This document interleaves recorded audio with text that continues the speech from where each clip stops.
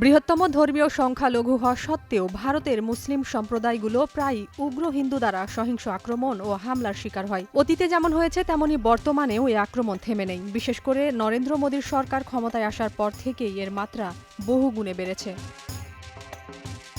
শুরুতে আক্রমণগুলো সাম্প্রদায়িক সহিংসতা এবং হিন্দু ও মুসলিম জনগোষ্ঠীর মধ্যে সাম্প্রদায়িক দ্বন্দ্ব হিসেবে চিহ্নিত হয়েছে। বিশেষ করে বাবরি মসজিদ ভেঙে দেওয়ার পর থেকে হিন্দু জাতীয়তাবাদের উত্থানের সাথে সাথেই আক্রমণগুলো যেন আরও নিয়মতান্ত্রিক হয়ে উঠেছে, যেন মুসলিম সংখ্যালঘুদের নির্যাতন রাষ্ট্র অনুমোদিত কার্যক্রমেরই অংশ। এরই ধারাবাহিকতায় ভারতে এবার ভেঙে দেয়া হয়েছে একটি মসজিদের একাংশ। অত্যন্ত গুরুত্বপূর্ণ এই মসজিদটি প্রায় ২০০ বছরেরও পুরনো। চাঞ্চল্যকর এই ঘটনাটি ঘটেছে ভারতের উত্তরপ্রদেশে। ১০ ডিসেম্বর রাতে ভারতীয় সংবাদ মাধ্যম এনডিটিভি একটি প্রতিবেদনে এই তথ্য জানিয়েছে। প্রতিবেদনে বলা হয়, উত্তরপ্রদেশের ফতেহপুর জেলায় অবস্থিত এই মসজিদটির নাম নুরি জামে মসজিদ। এটি ১৮৫ বছরের পুরনো। জেলা প্রশাসন দাবি করেছে মসজিদের ভেঙে ফেলা অংশটি বেআইনি ছিল। কর্তৃপক্ষের দাবি, মসজিদের এই অংশটি বান্দা বাহরাইচ হাইওয়ের অংশে অবৈধভাবে করা হয়েছিল। তবে জানা যায়, প্রশাসন এমন সময়ে মসজিদটি ভেঙেছে যখন মসজিদ কমিটি বিষয়টি সুরাহার জন্য এলাহাবাদ হাইকোর্টের দ্বারস্থ হয়েছিল। কিন্তু আদালত থেকে এই বিষয়ে কোনো আদেশ আসার আগেই মসজিদটি ভেঙে দেয় জেলা প্রশাসন।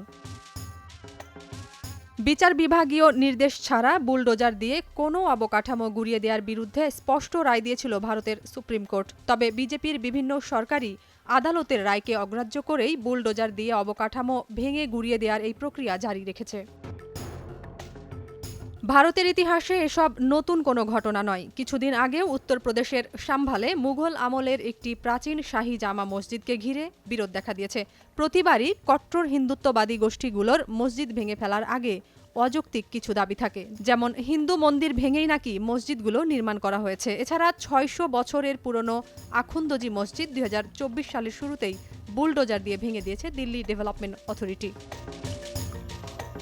দক্ষিণ এশিয়ার এই দেশটি অতীতে বহুবারই আন্তর্জাতিক অঙ্গনে এই ধরনের অভিযোগের সম্মুখীন হয়েছে। ২০১৪ সালে নরেন্দ্র মোদীর হিন্দু জাতীয়তাবাদী দল বিজেপি ক্ষমতায় আসার পর থেকে ভারতের ২০ কোটি মুসলমানদের জীবনযাপন অনিশ্চয়তায় পড়েছে। Being Muslim in Hindu India বইয়ের লেখক জিয়াউস সালামের ভাষ্যমতে, ভারতের মুসলমান জনগোষ্ঠী যেন দ্বিতীয় শ্রেণীর নাগরিক হয়ে পড়েছেন। তারা যেন নিজের দেশেই অদৃশ্য সংখ্যালঘু। নাজিয়াত রুনা, নয়া দিগন্ত।